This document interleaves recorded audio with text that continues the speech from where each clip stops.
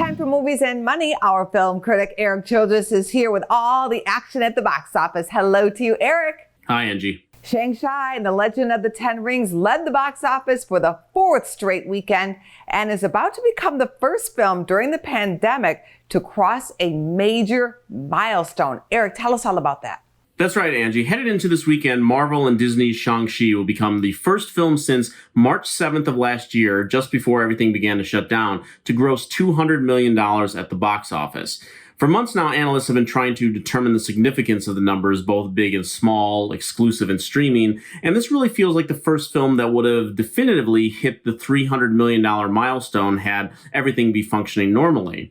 Even Black Widow, another Marvel Disney production, felt like it could have come up just short in those times after a strong opening weekend and maybe just so-so word of mouth.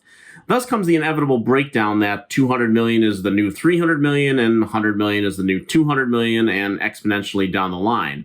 This is why we began to talk last week about how important the numbers in October could be for a further test to see if there is any real progression in attendance or if we can just siphon off numbers and trends as business as usual while a significant portion of moviegoers tend to wait until they can see them at home.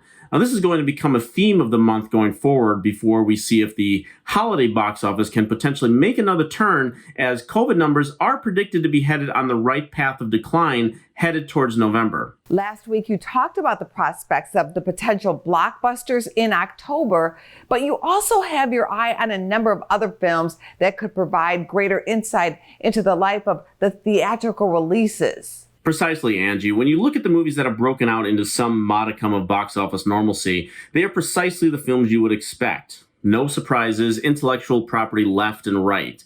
If we excise all of that, plus family and horror films, sure, an argument can be made for the success of Free Guy as being an original storyline, but beyond that, you have to go all the way down the list to In the Heights, which admittedly was known as a Broadway entity, and Wrath of Man, neither of which made it all the way to $30 million.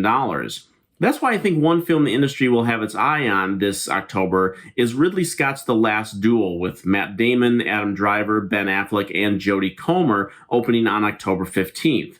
It's a historical mystery with a focus on listening to a woman's story, and is precisely the kind of film aimed at adults that may not be competing with Shang-Chi, but if it's any good, would prove to be the kind of necessary alternative that hopefully could net somewhere over $50 million. Now, those looking at The Sopranos prequel opening this weekend, The Many Saints of Newark, will probably once again see that its coexistence on HBO Max is likely again going to keep Warner Brothers in the seven-digit realm for the fourth straight release. One of those potential blockbusters you mentioned last week is getting it shot this weekend, Venom, Let There Be Carnage. Here's a look.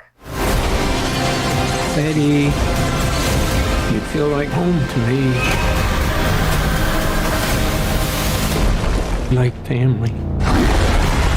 Erik, what do you think about Venom's long-term prospects, especially with No Time to Die coming up? Well, having not seen Venom Let There Be Carnage yet, I cannot comment on its quality. The first one, though, bad. Quite bad. The Venom sequel, though, should have no problem dethroning Shang-Chi. The original opened to $80 million, and the sequel is a theater exclusive, so somewhere between A Quiet Place Part 2's $47 million start and F9's $70 million start should be a reasonable assumption. I think anything over $60 million will be considered a solid victory for Sony. But don't expect it to chase the numbers of the original, nor maybe even the final grosses of this year's movies that I just mentioned. The studio has asked for reviews to be held until 8 a.m. this morning, so clearly they are not expecting a real positive outlook from critics.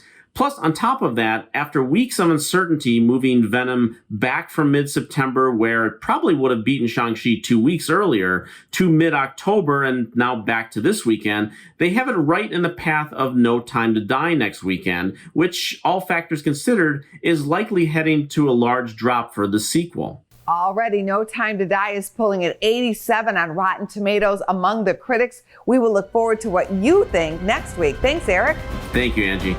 Go to businessfirstam.com for where to see our show on TV.